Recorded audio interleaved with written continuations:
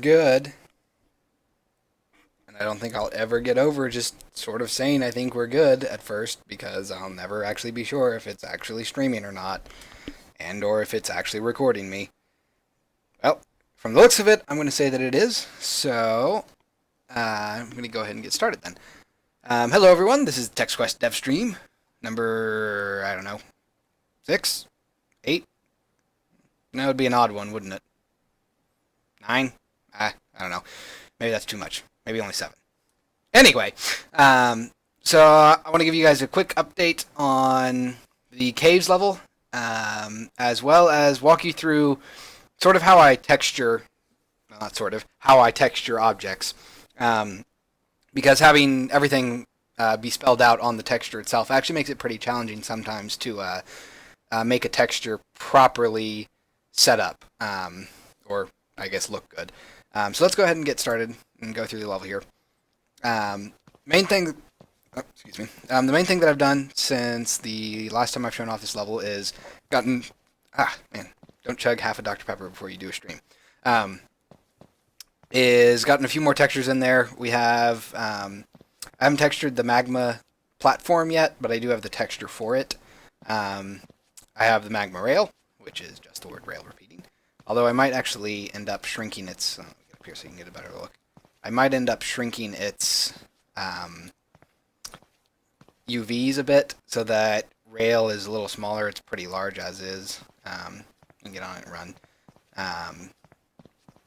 But I guess it's not too bad really. I might just tinker with that a little bit. Of course I can't get back up there. I've also imported a couple of things. So we had stalagmites and stalactites, the shapes before, but now we actually have stalagmite and we have stalagmites, the textures, in small, medium, and large formats. I have the same texture for stalactites, which are the ones that hang from the ceiling, but I do not have them in yet. It won't be that hard to model them out. It's just going to be pyramids again like this. But I just haven't taken the time yet, because I tend to save ceilings for last, since ceilings are something not a lot of people will actually look up at, but they are incredibly important, especially in an area like this where there's going to be light coming from the ceiling, which is going to help illuminate the scene a lot. The other thing is I've done the bulk of the entrance to the lake area, the underground lake, which is this side. We have a bridge with a parapet. Parapet. I don't know how to pronounce this. I think it's parapet, which is just an upraised or a raised side to prevent people from falling off of it. Yeah, one of the fun things about texturing this way is I get to learn a lot of terms that I never knew. I never knew this was called a parapet. Parapet. I'm sure there's probably at least one. I guess engineer would work. Architect. That's the word I was looking for. That will get mad at me. I say that, but the chances of an architect actually watching this video are incredibly small. Anyway, and this is the entrance to the underground lake area, and as I'm sure you've noticed, it is not in English. This is actually a Japanese torii, which I have always enjoyed the torii style, or the aesthetic of it. It's just a very nice aesthetic. I don't know how I feel about it right now, actually, because it's so jarring to have these Japanese words amidst what's going to be a lot of English. And, really there's no way around that because the torii is a very Japanese thing, and there is no English equivalent to the parts of it. Because it was at that wonderful phase in our language where we just said, screw it. If we don't have a word, we're just going to use the original word. So we got a lot of individual parts here that are in the original Japanese. Namaki is the sort of sleeve on the bottom. Hashira is the main poles. Nuki is sort of smaller secondary beam at the top, or at the, second from the top. And of course we have the actual torii there with Kasagi up top, which is the top beam. And then we have Mizu and Kagami, which is water and mirror, which I believe the two put together actually is reflective water. And that's sort of the aesthetic I want to go for the underground lake, is this more Japanese sort of Itsukushima reflection area. Not going to be a lot of actual reflections because the nature of these textures do not allow for reflections very well. But I want to do some more indirect visual puzzles, like walking backwards to solve a puzzle, rather than just sort of making a beeline for something. You have to actually turn around and walk backwards towards it, or having to sort of go between these. Or to actually reach I guess that what would be the dungeon or the temple, I'm thinking you're going to have to go through these tori that will be on a lake, but the lake itself will appear to just be solid water. But if you go from tori to tori, it'll be solid ground, and if you deviate from that, you'll fall into the lake and be eaten by a vicious aqua grue. Sorry about that. But yeah, that's sort of where we are right now. We have the walls and the ceiling and the tori textured as well as placed. Again, this is one of those instances where it's a very long hallway, but that's deceptively long. The player won't actually walk most of that. What will end up happening is you'll probably walk up to about here, and then it'll do the level transition. We do have flowing water from it, since it is a lake. And this water, I actually tried something. It's semi-transparent, which it's hard to see because the floor hasn't been textured yet. We're actually going to texture that tonight so that I can show you guys how I do that stuff. But I'm not sure how that looks. It might look okay, depending on how the floor texture looks when it's placed, or it could look terrible. And if it looks terrible, I'll probably just end up turning the opacity back up on this so that it's just solid. It's not semi-transparent. But for now, I think it looks pretty good, actually. And I'm curious to see what it's going to look like with the actual texture put on there. Yeah. So with that, we minimize view. Don't need you up. I got everything out of order. Okay, so I'm going to actually, before we texture this, let me open up Photoshop. The one thing I forgot to open up.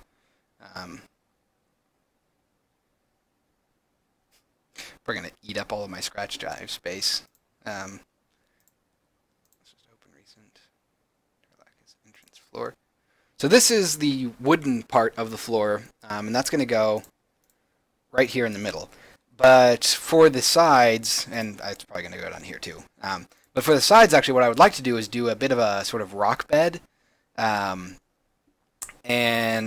the reason I want to do that is just so that I don't have this very blatant wood everywhere on the ground here. I want the center path to be a lot lighter than the sides. That way it's more naturally inclined, or you have a more natural inclination to walk up it, rather than just sort of like being overwhelmed by the same color. And to do that, I have not actually made the stone texture yet. I figured it would be interesting to save that for tonight to show you guys sort of the way I make textures. Which this one is actually going to be probably the worst one I could show you because it's kind of complicated. Let me move this over here too so I can keep an eye on the chat. Because normal wooden floors like this are pretty nice. They're just straight. You know, you can tell you have floorboards, just floor. I might actually end up changing one of these rows to be wood, maybe. And we'll see how that looks by itself. I like to have some variation, and it's actually kind of tough because with words, it's very easy to see patterns. Most textures are basically just sort of like randomly generated seeds. So grass textures are they look fine, and it's hard to see a repeating pattern most of the time because they don't. But since these are words, they have to fit together properly. I'll show you what I mean. So let's make most of my textures are 512 by 512. I probably should up-res those at some point, but I just haven't really because I want to try and keep things sort of low-res as the aesthetic I'm going for. And I mean, if it just looks bad, then I can always just up-res them and re-import them, and then everything will be fine, since they're all point anyway. Floor. There we go. I'll just drag this in here. So this is one tile of the floor. So if we drag this up here, and we can just duplicate it, move it over here, duplicate that, drag it down here, duplicate that. And you can see how it all tiles nicely, nice and clean. It gives us this solid floorboard thing. There's no really odd spacing. Like this, the spacing between each floor is roughly the same. So tiling just is very nice. It's very easy to do.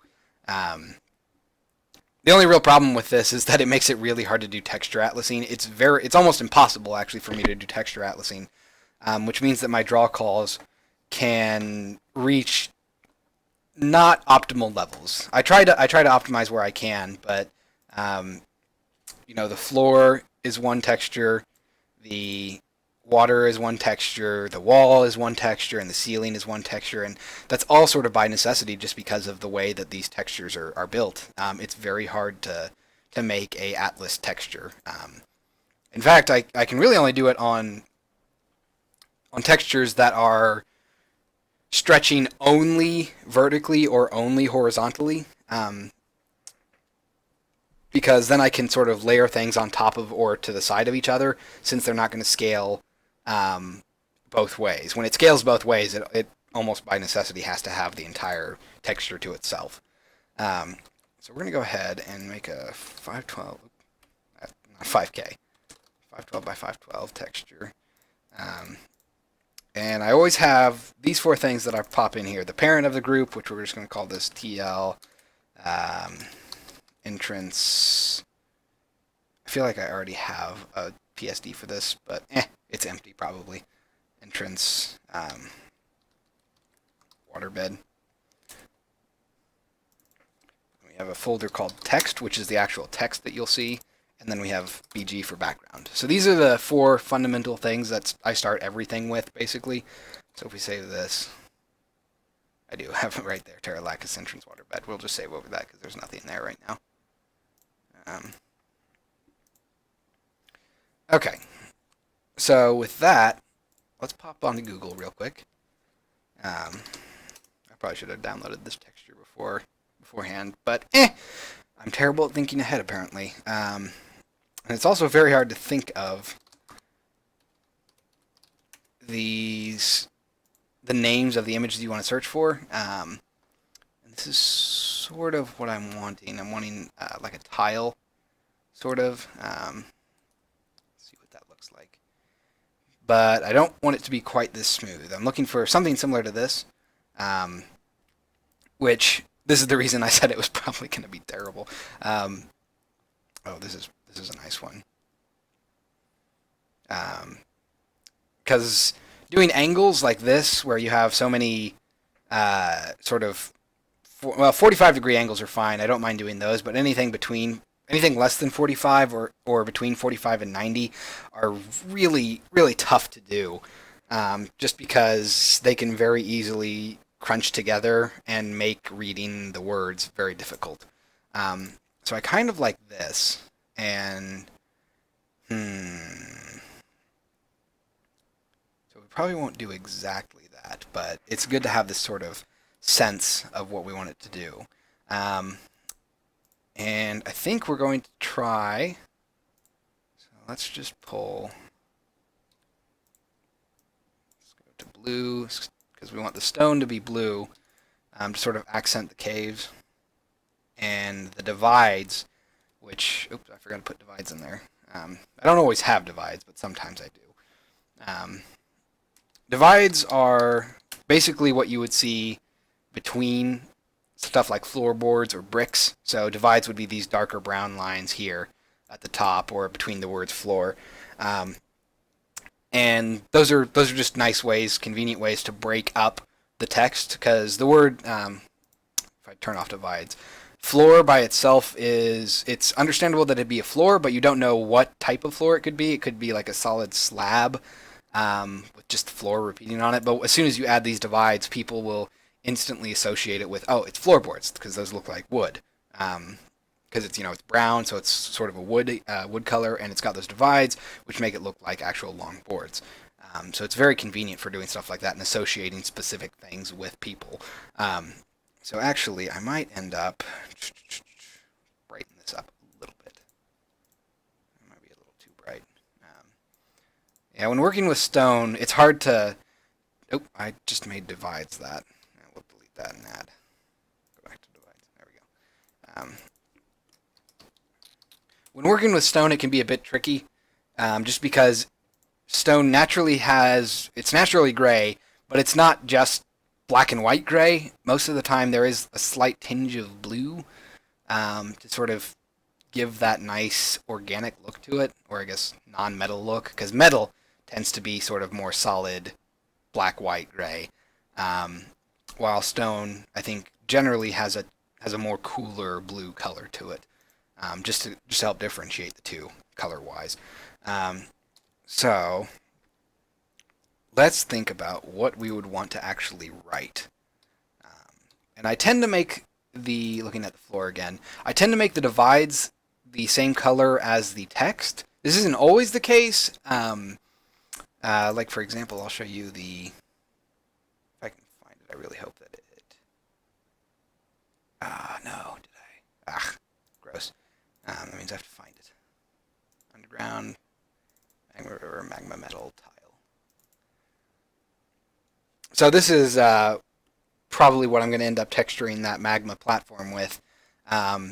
So in this case, we actually have the text, metal, and tile, a more bright color, or a brighter color, grammar, a brighter color than the divides themselves, because I want them to be more eye-catching. I want people to actually notice them and be like, oh, okay, that's what it is. And same thing with the bolt. I made originally bolt.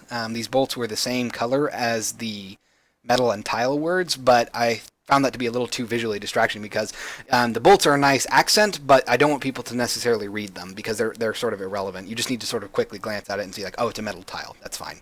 And the bolt is just there for texture, basically. So we'll close that. So let's go back here. Let's just type out stone. See how that looks. Okay, so that looks pretty nice, actually. It's a good color, and keep in mind that this texture is going to be going. Let me turn off. I don't have a water layer. I'm going to have one now. Okay, so let's go ahead and add create layer from selected. Open this up, and it's going to be water layer, which is good because I know I'm going to have more water later. So keep in mind that I'm actually going to end up separating these two indents here. So the just this center part is going to be wood, and these sort of outside parts are going to be, that's where the stone's going to be.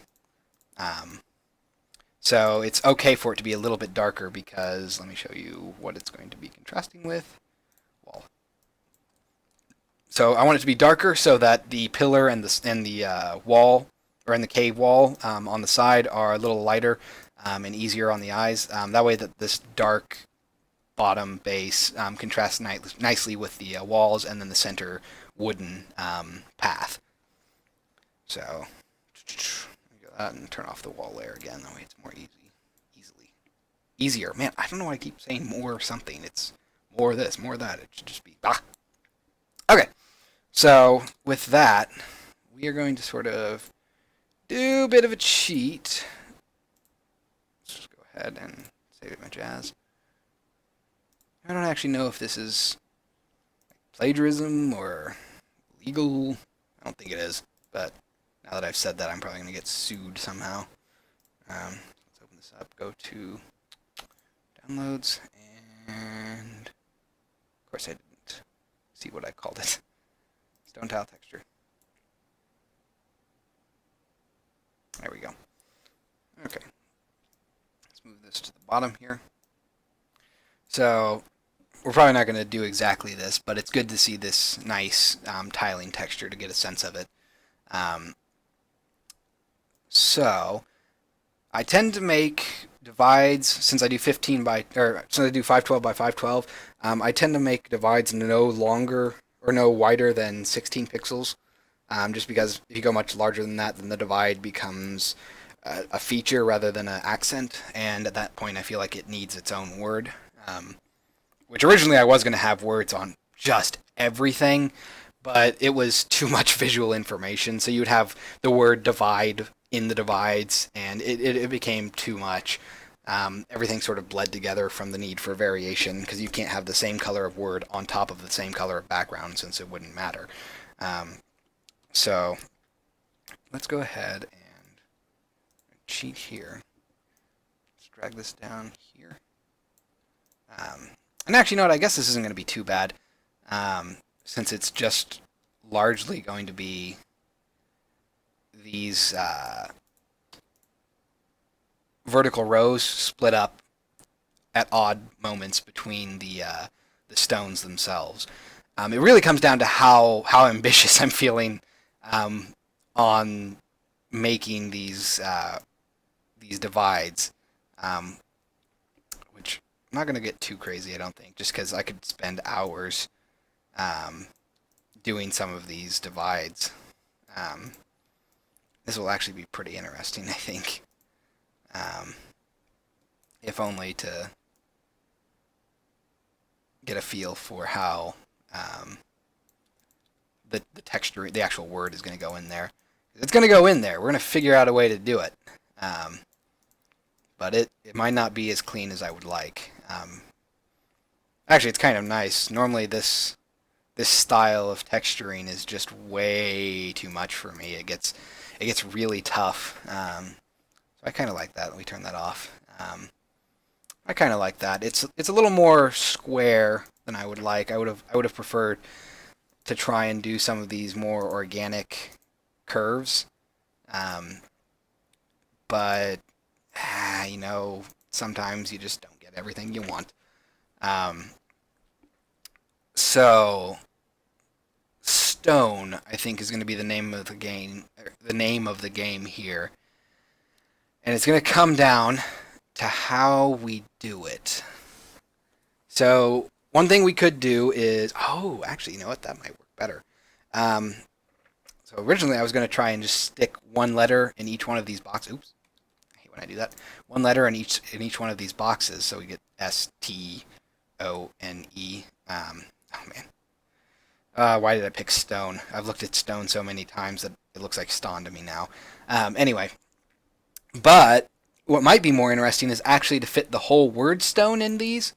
So let me shrink this down to 48. So each tile is stone, and then I can just sort of change how the stone happens in it. So for example, let's not D, stone copy, not ruler, T, 90.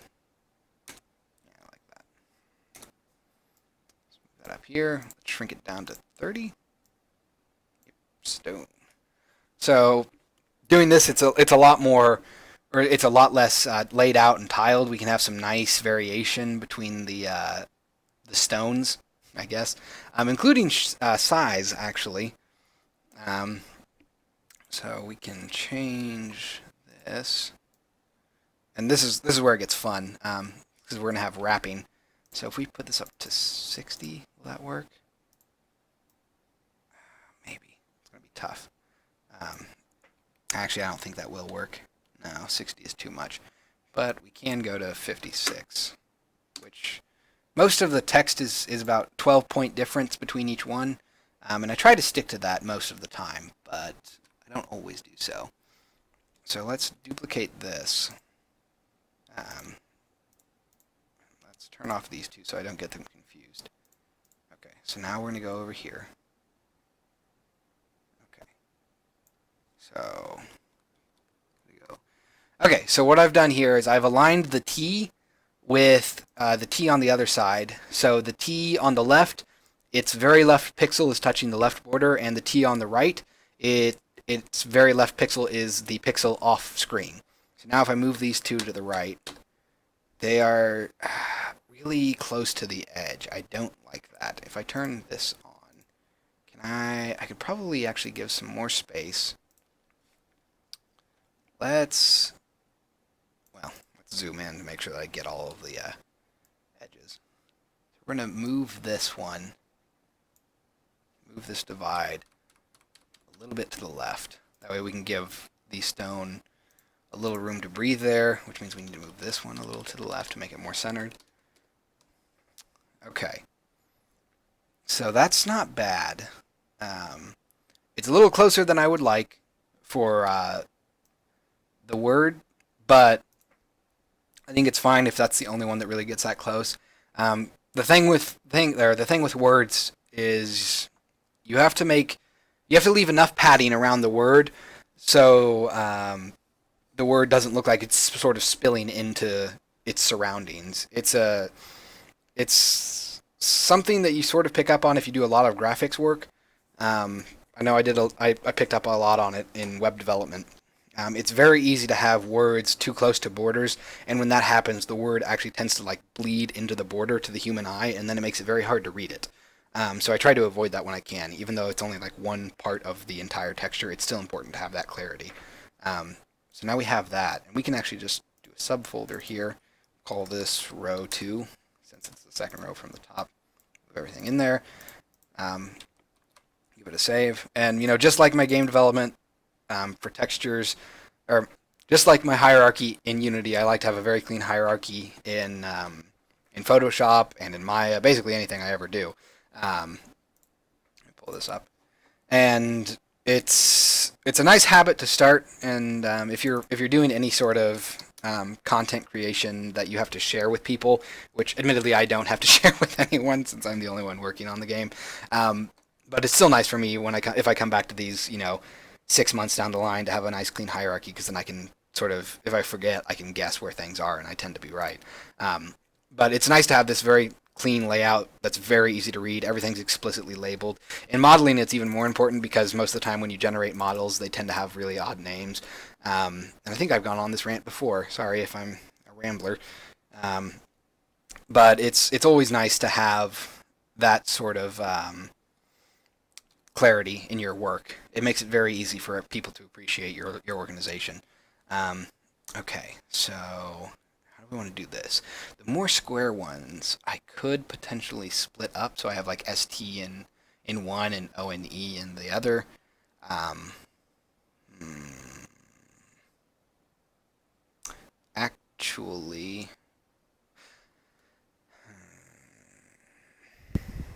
I probably should have a little bit of variation, maybe.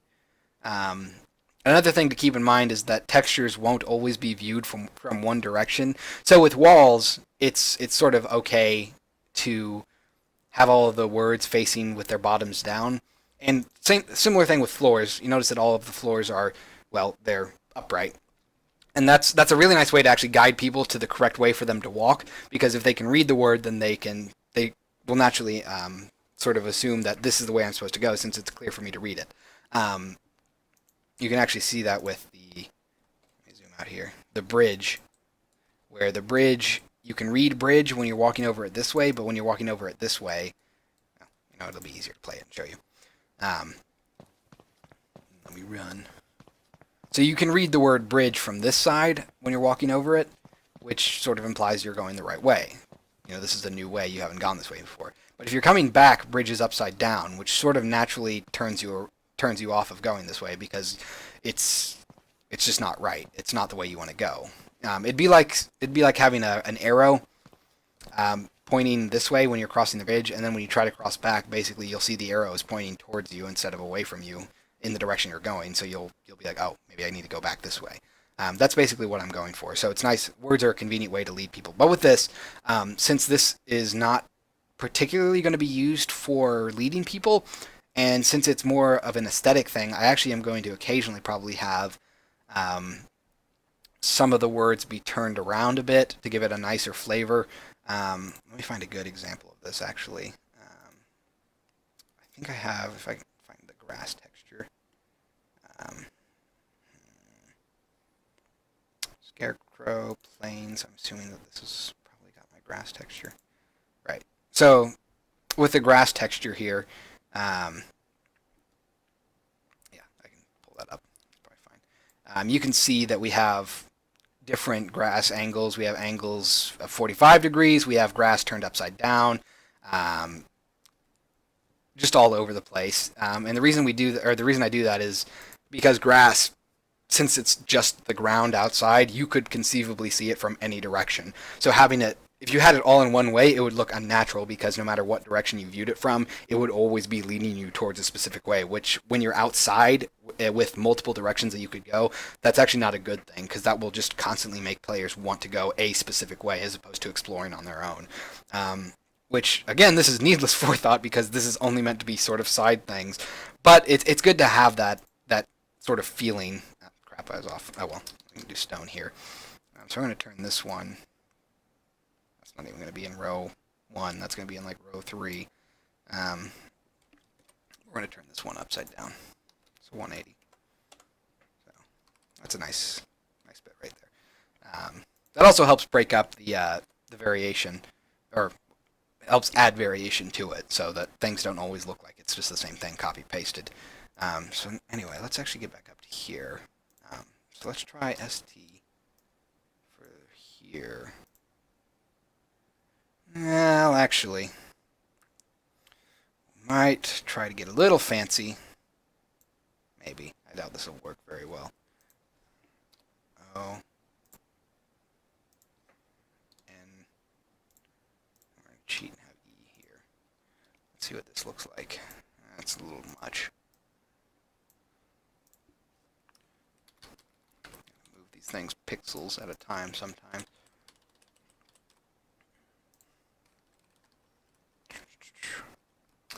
It's hard to say. I mean, it's clearly readable, sort of, but it's a bit of a stretch. I don't particularly like that, especially since everything else is sort of this nicer, clean, straight cut. Okay, so let's get rid of that. Let's go one more. Let's try. Try an angle. Let's let's put this down to 30 again.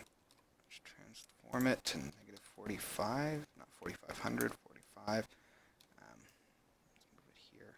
I kind of like that a lot better. It also helps that also helps us give angles to these. But again, it's a very, very delicate thing when you're doing angles like this. Just a sec. Sorry. Because it's very easy to introduce patterns, and as soon as you create a discernible pattern, then people will just always see that pattern, and then they'll realize how small the textures actually are, how much they repeat, which is a bad thing. It's a lot easier to avoid that when you don't have words, since words are built on pattern recognition, obviously. So actually, by having this 45-degree angle here, people will see this 45-degree angle at the top of every single tiling of this, and then they will be able to tell that it's tiling. But it's still not a terrible thing since it does add variation. If I can just add enough to distract from it, then it won't really matter. So I might end up.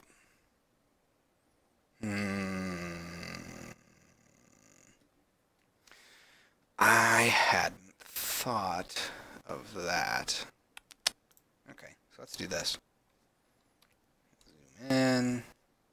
Zoom in.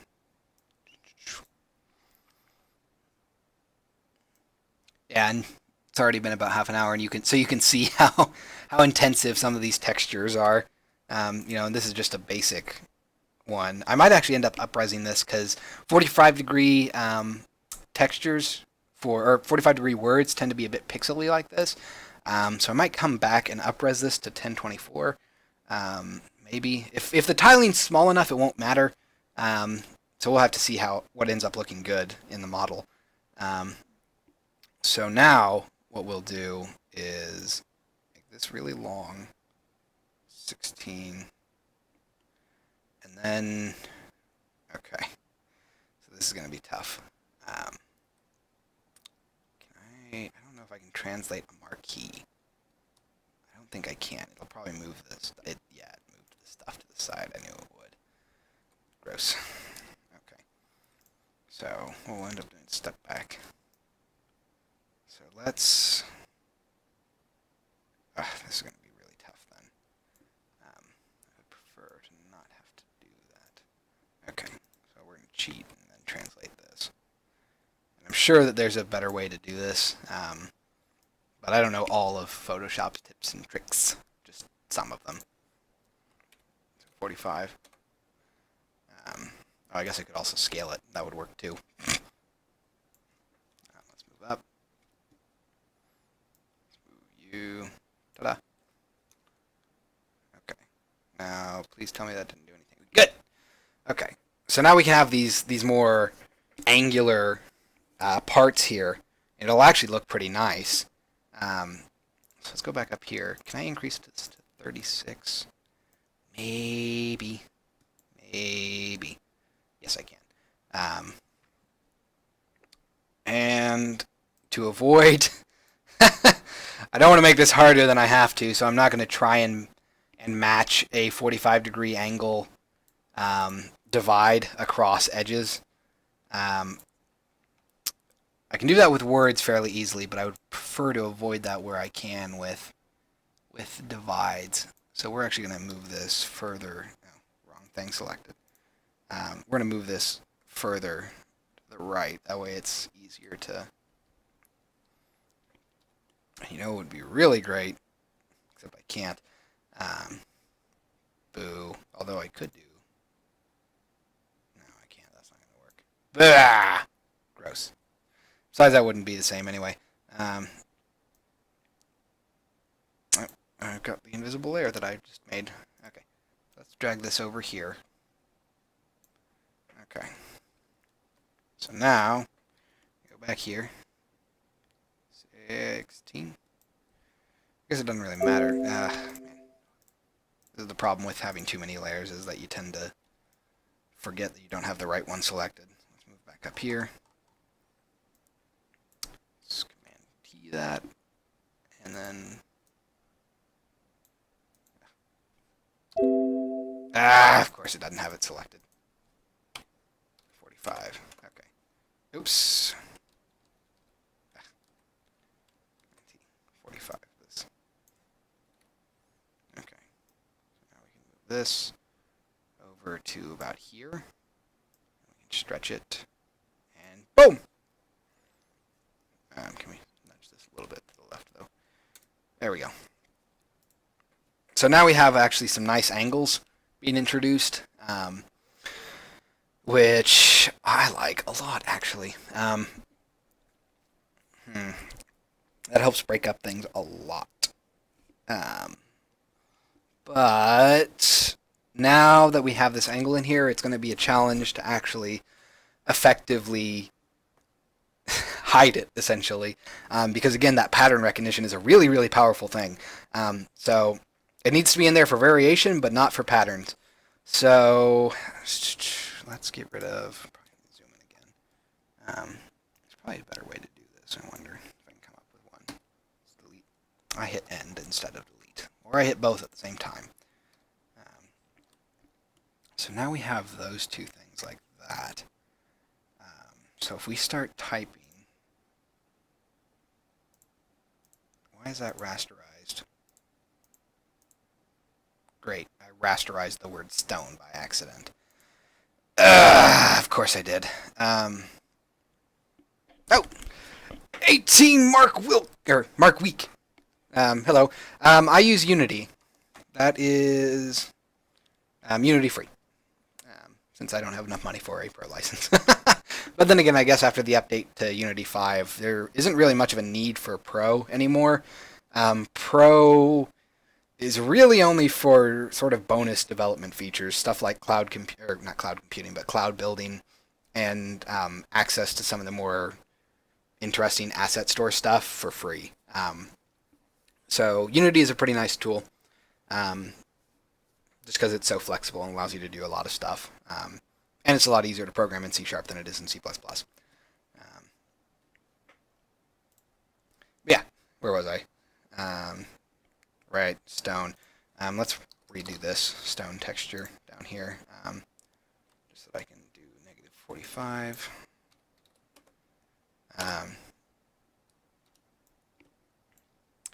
And I guess since you just popped by, Mark Week? I'm going to call you Mark, I'm sorry. Is Unity hard to program in? No. Well, yes and no. I'm a programmer, so I find it pretty nice. It's not that bad for me. I use C Sharp. I don't use JavaScript or Unity script. I don't know anyone who uses Unity script. Um, so it comes down to how how much you're willing to program and how much you're not. You don't have to do much programming, admittedly, to do games in Unity. There's a lot of stuff out there that's great for starting you off and teaching you how to do some of this stuff. But it a whole world opens for you if you do actually dive into programming. Originally, I wasn't a programmer; I was just a designer. And after learning how to program, it just became so much easier to do stuff. And in my opinion, actually a lot better. Um, just because it was a lot nicer to do anything. I didn't have to basically just start something and hope that I knew what I was doing, or I hoped that someone else could do it. Um, so it's nice to have that experience of programming. It'll make things a lot easier for you. So let's turn this upside down. It's not bad. I bet I could do rotation of 15. Negative 15. Not crazy about that.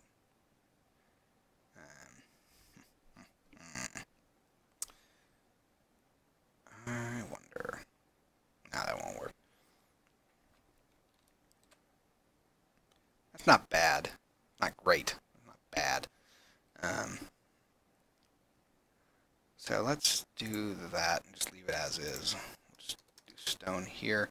Bump you up to 48. Yes. So, sorry. Let me delete that real quick. So I'm making the first-person text-based adventure called TextQuest. Um, Let me pull over to I'll go to the test level. It is a sort of old school text based adventure game where everything in the world is literally made of text. So grass is the word grass, tree is the word tree, and as you can see here, we have a sword. That's the word sword.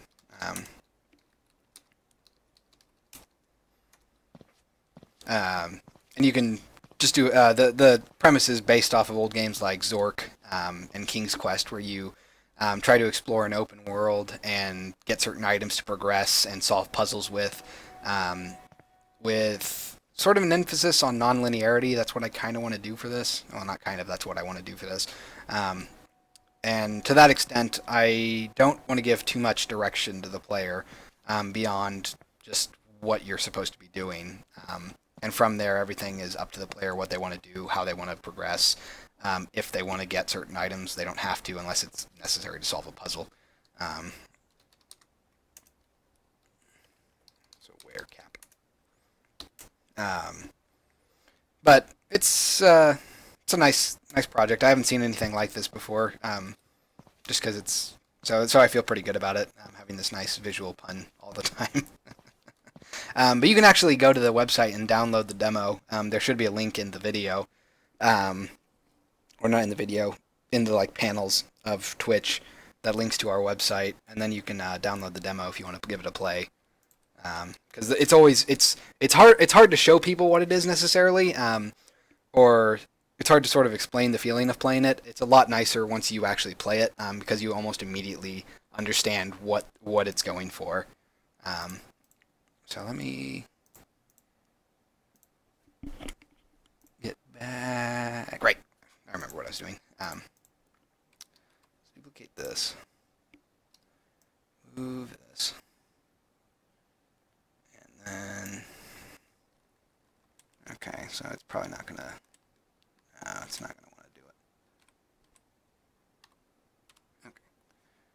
Then move this. Okay, so those are lined up again. Let's move this stuff. Like that. Move it up a bit. There's a lot more room to breathe. There we go. Like that. I guess I could also just actually... That would be interesting. Let's give that a try. Um,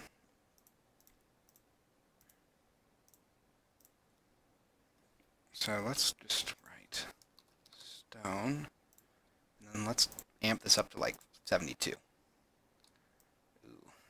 it's not big enough. Might actually go 84. Ooh, 96. Let's try that.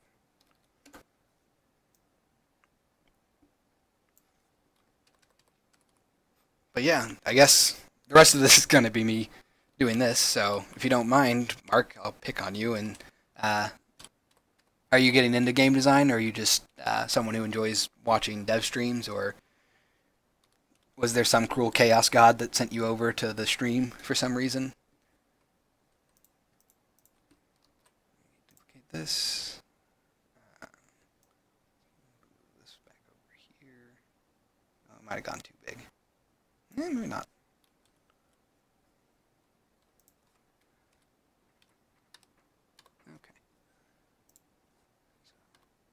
Okay.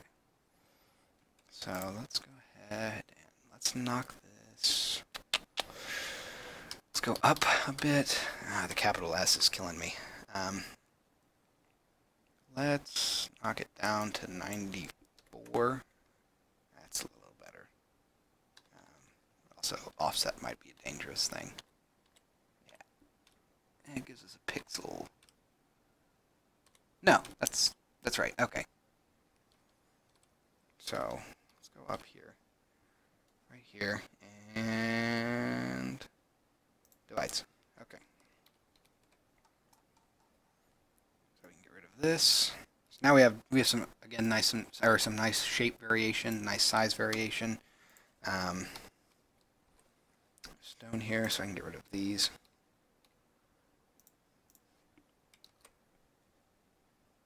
Do that. Okay, let's start a row. Strike Forcing Heroes. That sounds familiar. I feel like I should know that.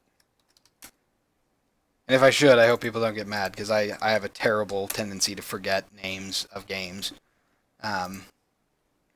Which sounds terrible. It doesn't help that I have a terrible name or a terrible time of remembering people's names in general. So I tend not to remember a lot of names, whether they be games or. Actually, I wish I had a second monitor so that you guys would never see what I'm looking up as I look up Strike Force Heroes.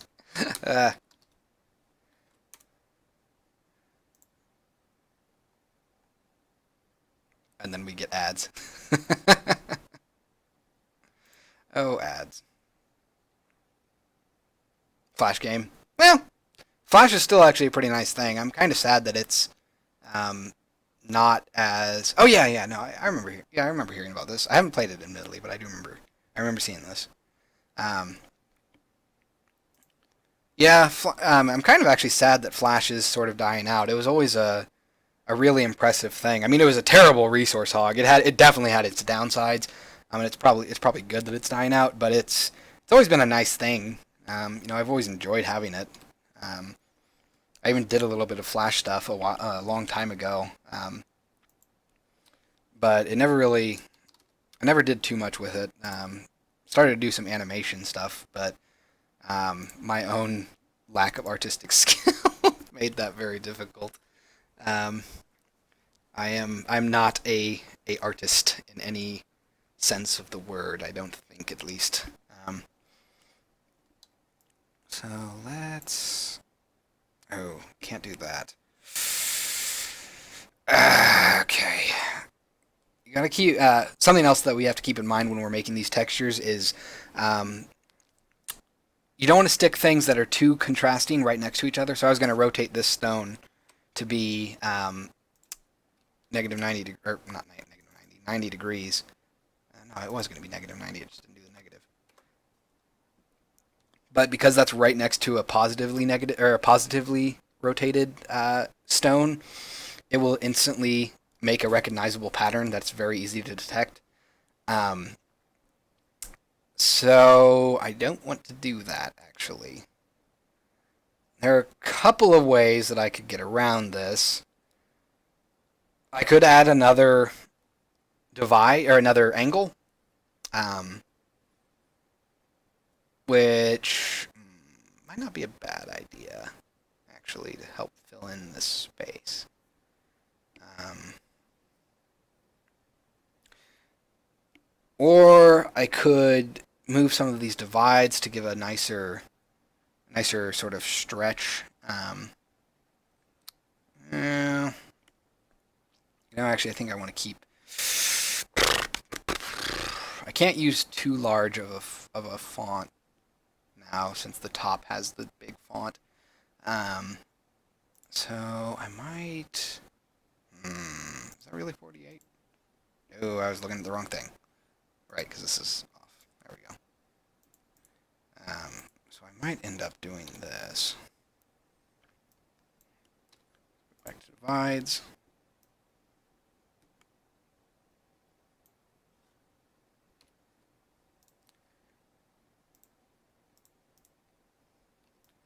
Oh, and I kind of got distracted there, I guess, didn't I? Yeah, if you've done stuff in Flash, you should be able to pick up Unity pretty easily if you haven't already. Because ActionScript is very similar to JavaScript. I think ActionScript is based on JavaScript. I think. So if you can do that stuff, then you can pick up Unity easy. So back to what I was doing. Right. So I could. Oh, do I want to do that? Okay, let's try something interesting here. So we're going to leave this stone here. Duplicate that. Freaking R. Rotate that 90 degree. Nope, it's going to be 180 because it's the new. Okay. Move this to be over here. Then we're actually going to add some more divides here. So 16. 64. I'd like to go in multiples of that. Yeah, that's not bad.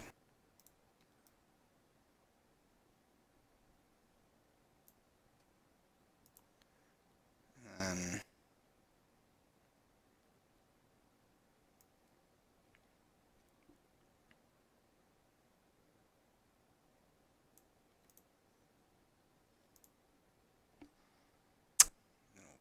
basically be able to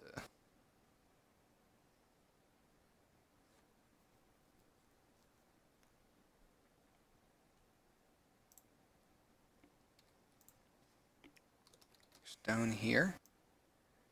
Let me actually do some nice. Well, no, let's just do stone.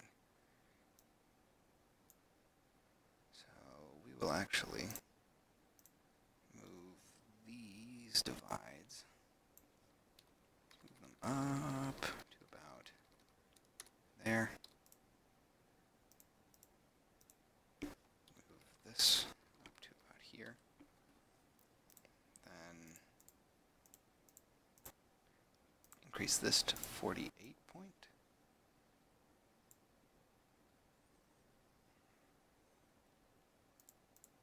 Move this to the left.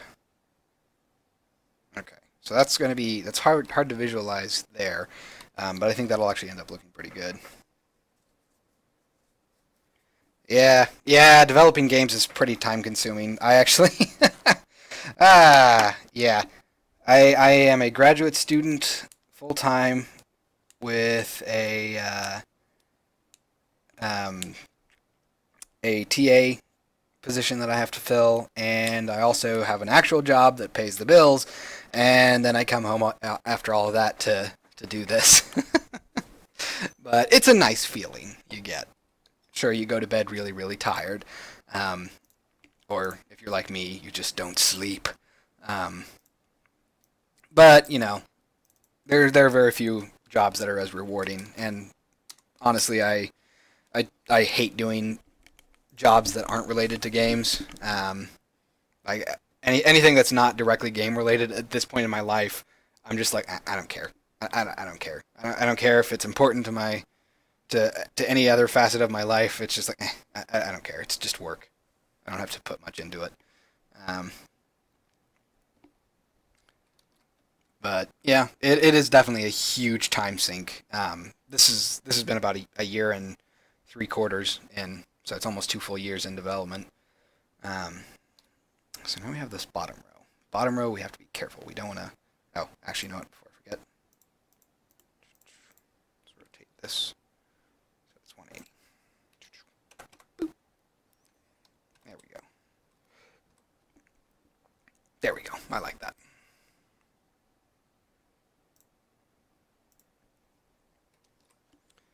Okay.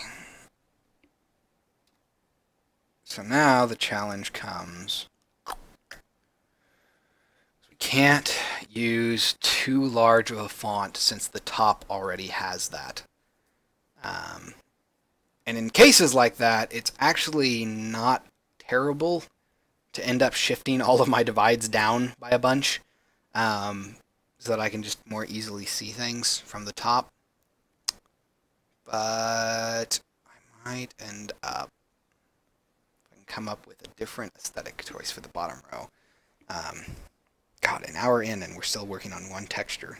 Nice thing is, once we're done with this, it won't take that long to actually UV things, because I've been doing UV stuff for a long time. I know how to do that. I know how to UV very well. Um, so, okay, bottom one has to be stone. Has to be at least 2 stone.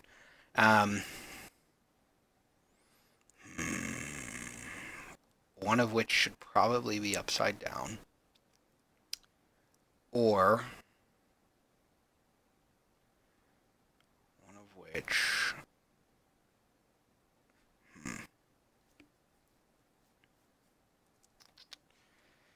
Ah, this is the worst. Whenever I freeze up, I feel like I'm not entertaining you guys. So 60-point font.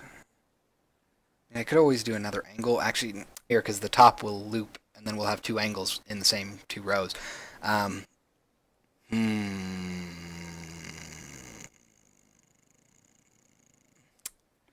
Okay. I might actually end up doing this. Naming you to row 4.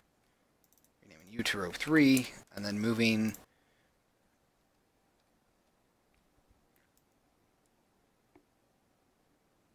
this part of the divides down. Oh, crap. Of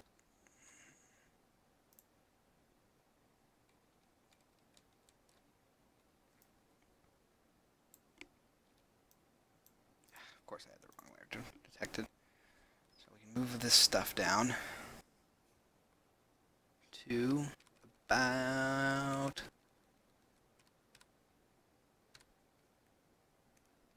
Is that right? Yeah, one more.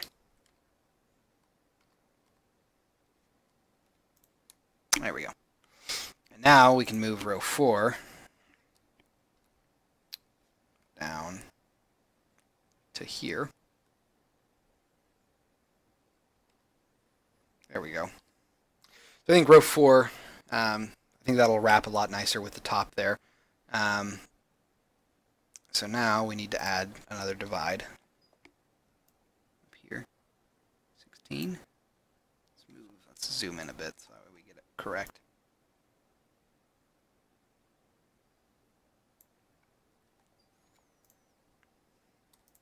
Okay, so now we have to fill in this center row, and we can use a slightly larger font if it's necessary. I'd prefer to keep it from that, just so that I don't have 2 things with large fonts. So we can save, and I mean, worst comes to worse. Always just turn it upside down. Like if we were to go here, do stone, not stone, stone. Let's go up to 72. Actually, that might not be bad if we do 2 things of 72. Assuming we can fit that. I don't think we can. Yeah, they're a little too close. Maybe I shrink them down to 60. That'll actually probably help us a little bit. That's acceptable. It's not great. But could be worse.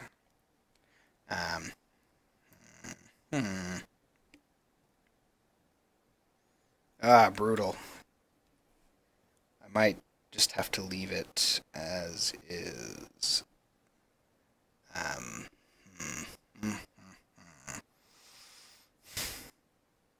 Oh god, it's all looking like Ston again. Semantic saturation is really terrible, let me tell you. You sit here staring intensely at a word for long enough, you start to lose all meaning in it, and that makes it very, very difficult to work with because it makes you think that you've misspelled it, which is the worst feeling in the world.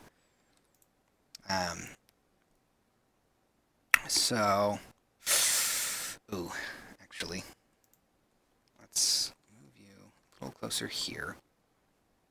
Move you a little closer this way. Okay. Then let's move both of you a little bit to the left. So that way let's move you a little bit to the right. Yeah, that'll be better. Let's zoom in. Ooh, shoulder problems. That's not a nice feeling. Ooh.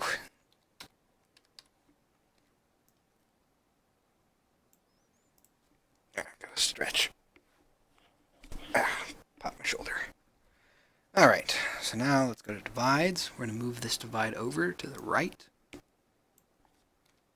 Be a little more in between these two. Ah, crap! Lines up right with the one below it. Can't do that.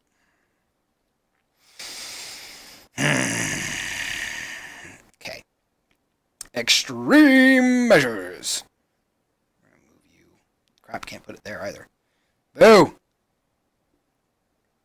Ugh, screwed myself with these placements. Okay. So that's fine, I think. And then that means that we're going to have to wrap these.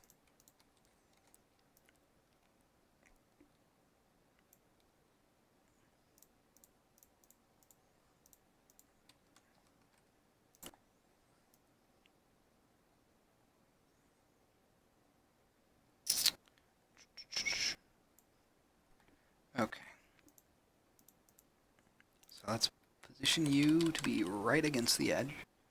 Position you to be right there. Good. So now we can move these two. Make the O right there. Maybe a little more. So it's a little off-centered. I can probably do that. That's not bad. Okay. Let's zoom in one more time. Make sure these are the same. They are. Good. Let's go to divides one more time. Damn it. Damn it, damn it, damn it. It lines up. Of course it does. But I can get around that by moving that row. So, gross.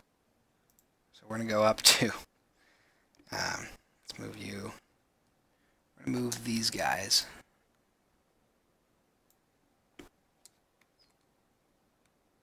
Move you to about there. But actually, there we go. A little more visually interesting. And then row 2, I believe. Yes, row 2. Row 2 can just slide to the left. Right there. Okay! Yay! After an hour, we have our texture. And test it. Save it out as a PNG. Let's open a 1024 by 1024. And it'll probably tile a little bit, but hopefully not terribly. Environment, underground, tear lacus. What? Waterbed. Let's move it up to the corner. Duplicate it. Duplicate it. Yeah. So the angles or the angle at the top left is a bit noticeable, which is a shame. And we got a bit of white space for the U shape. It's not terrible. I think we can fix that just by moving some of the stuff. But you know what? It's not that bad. The angle, at least. I will fix the this a little bit. And all I have to do to fix this is just slide it over to the left a bit and then move this divide over a bit, which will also give the stone to its right a little more room to breathe. So we can move that over there. So that's pretty nice. Okay. So that's our new one. Was that fine? Yeah, that's good. Okay. So let's save that. Save that out again as a PNG. Not a Pixar. Let's replace that. All right. So that should be all we need from. Man, I got a crap ton of stuff open from there. So let's go to all the ones I need, not the one I want. So let's get the waterbed over here. Copy that in there. Do I have the floor? I do have the floor in there already. Good. Okay. So next, we're going to go to object mode, select this. We're going to actually separate these two things because that is... Ooh. Yeah, we're just going to go ahead and separate that all. So this is an obscenely long hallway. I made it way longer than it needs to be because I've learned from the past it's better to have something really long that you're going to be walking and doing a transition in than it is to have something really short. To where people can accidentally see the ends of it. Let's go back here. So now we have that. We're going to go ahead and go to Mesh, Extract. So now we have two separate meshes. Actually, no, we have three. I forgot because those aren't touching. God, that was needlessly grunty. Actually, it kind of sounded like Fry, at least to me, in my head, which I never sound like I actually sound in my head. That's fine. So for the time being, we are going to just assign existing, except I don't have an existing material for the waterbed yet. So, okay. And actually, I got to rename them, because once you split something, its name gets all kinds of messed up. Let's rename that to walkway. This is waterbed right.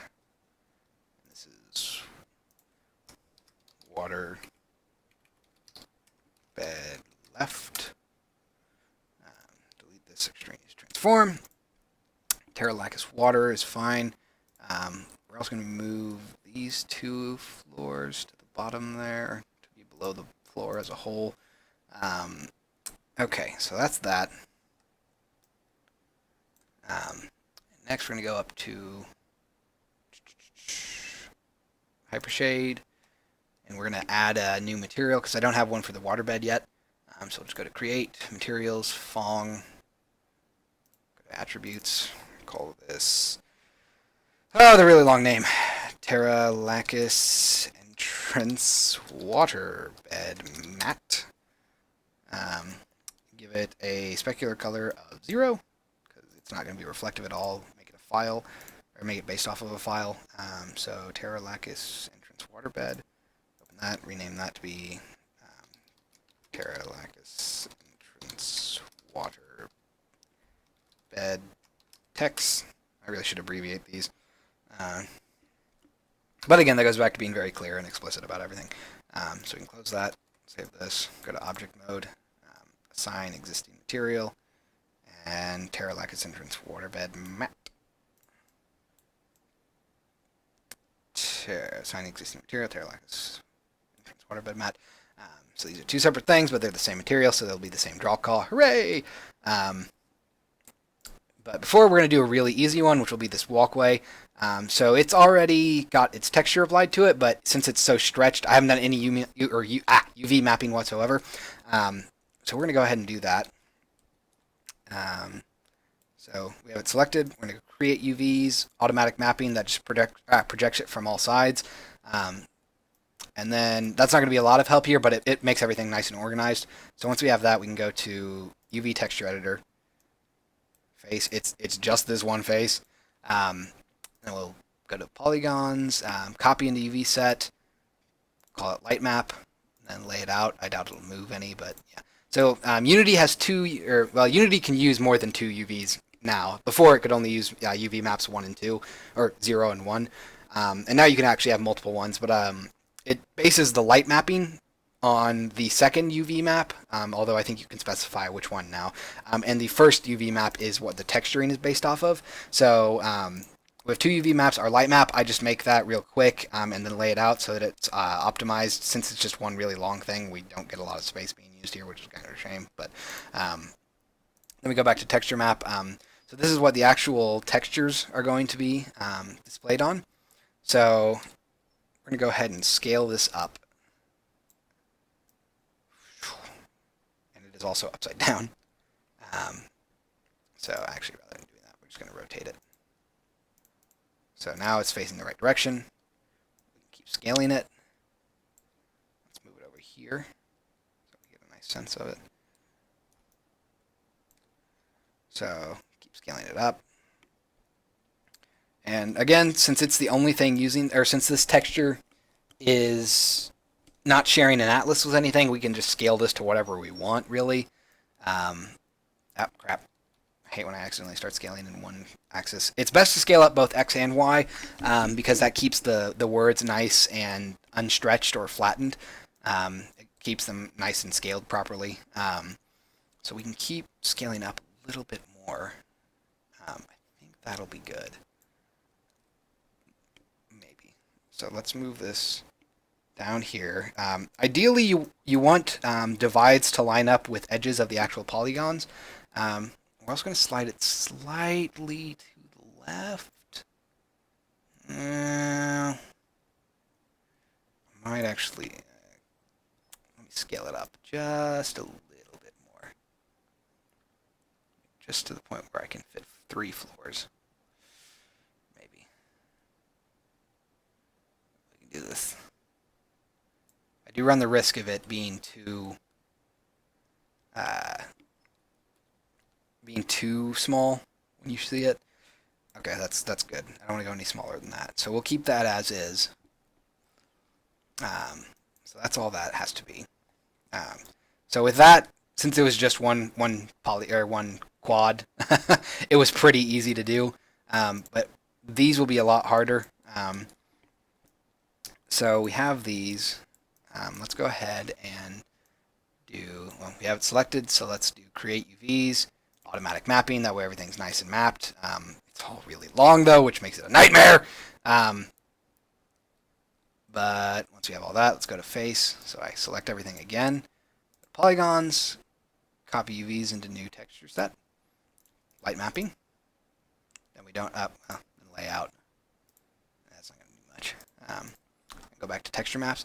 Okay, so this is going to be fun. Right.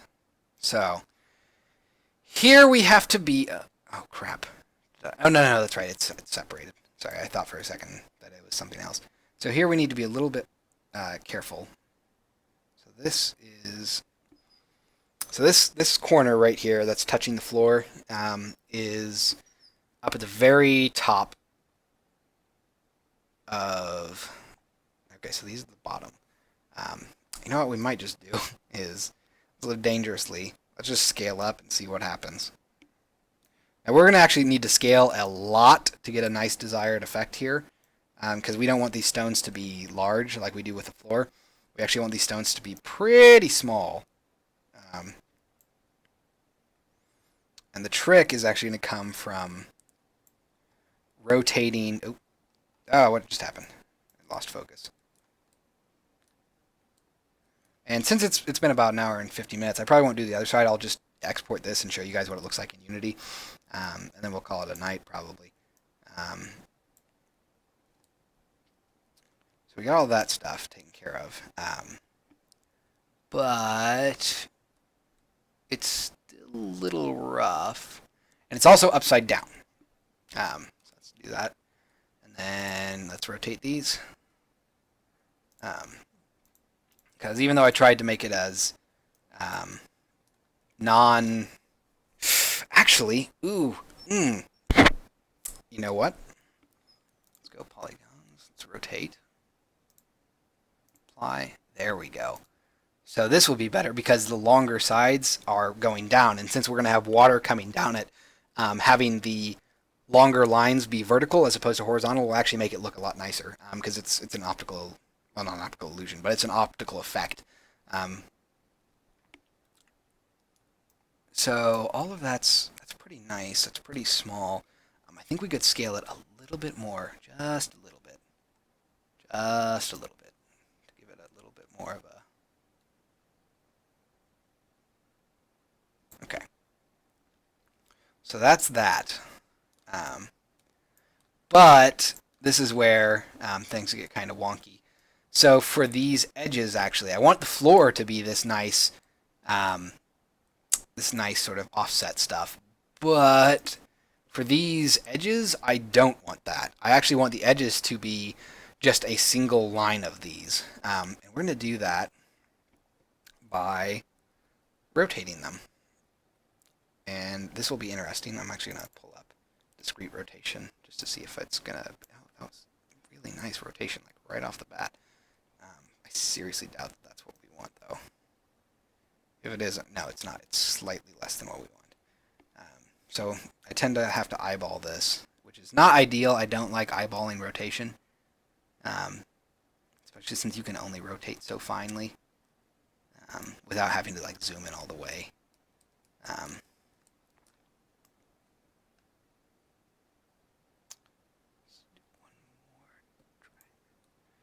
And of course, it's not going to be perfect. Yeah, it's always going to. Yeah, it's always going to be slightly rotated. It's just not perfect, which is annoying, but understandable. And then we might actually end up scaling this up. It's really hard to do. Oops, not rotation, scale. Or actually, I'm sorry, scaling this down. Makes it a little hard to see. Actually, we might also cheat. We're going to use the actual texture. Okay, so we can scale this up. I think we want to use this one. So let's scale it up just slightly, ever so slightly. Okay. And we already have enough of an offset early on. Crap. Of course we do. Boo. Boo. It's going to kill me.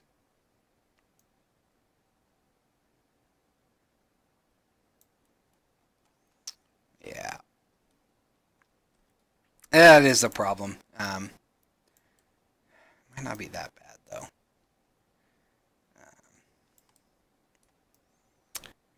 You know what? I think I'm going to leave that side like that.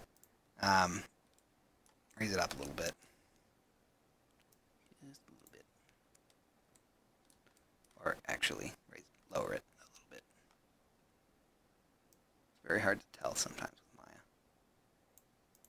There we go. I'm going to leave it like that. See what that looks like. That doesn't look too bad. It's also the wrong row, but... and we're going to export it. That way we can see what having a solid row looks like versus having a more in-tune row like this. So we're going to save that and close this. Object mode. Let's this stuff. Select caves, save, file, export selection. Don't know why it keeps putting me back in the friggin' test room. Caves, models, caves.fpx. Replace it. Go ahead and minimize this. Get rid of downloads, we don't need that. Okay. Then drag it into here. Replace the file. Let's go back to Unity. And then let's go to Underground Kingdom, Caves. Open this up. I'm going to assume... Uh-oh. Ah, crap! I forgot. Yeah, I always forget. When you bring over new materials that Unity hasn't seen yet, you need to bring over their floor. You need to bring over their actual textures too. That way it knows what to do with them. So this actually, let's go to here. We have a entrance floor that we can just drag this onto. It's also convenient because we need to turn its smoothness down to 0. And water bed is missing its texture, which is right there, and it also needs to go down to 0. Okay. So that's in. Let's double click here because we're going to have to change some of this stuff. Top, the walkway, which we're just going to use a mesh renderer for now, or mesh collider. Ideally, since it's just a square, I would use a box collider. Box colliders are less expensive than mesh colliders. Not that it really matters here. It's not going to be much of an impact, but I try to use box colliders whenever I can for certain objects. So, get through all this. Sprint. And yeah, I haven't done any UV mapping in the main area yet. That's probably going to be the last thing I do, just because it's going to be so nightmarish to do. But yeah, so we have our nice floor. And if I turn on anioscopic filter, I can turn on a feature that'll actually make it look much nicer. In the editor, I tend not to do that. So I kind of like that. It's not bad. I like the semi-transparent water. It's nice. That's a nice bit of texture to it. And it really doesn't matter how this stuff looks. I still prefer a solid layer like this. If only because it's a nice offset. It's different from what the actual floor is, so it gives it a nice flavor. I'll have to look into a better way to do it. I'm probably going to end up having to do some weird stuff, moving vertices around, and that would take a lot of time and eyeballing to make it look proper. But yeah, that's sort of the process for texturing stuff is you have to, work at designs, rework them occasionally, move things around a lot, make everything visible. There are a couple of tenets that I have. The main one is that things have to be clearly readable. So like with Pillar, you can clearly see Pillar. And with Tori and all this stuff, you can clearly see the parts of it. Support is the word support, which is upside down, which is, crap. Dang it. I have that word upside down. I gotta flip my entire ceiling texture. Boo! Because, again, you have to have it be readable from this direction, not this direction, because this direction means that you want to go this way. But yeah, that's sort of the texturing and UV mapping process. And Mark, you left, or you're leaving. Sorry, I think the chat tends to get buried, so see you later. Thanks for stopping by. But yeah, that's the whole texturing process, and that's the result. So we have, I think it looks actually pretty nice. But I do want to have that solid row for the edges, just to help give some variation to things. So that'll be it for today, I think. Pretty good topic. I don't know what we're going to do Thursday. We'll find something, but I don't know what's going to be ahead of time. I'll try to think about that.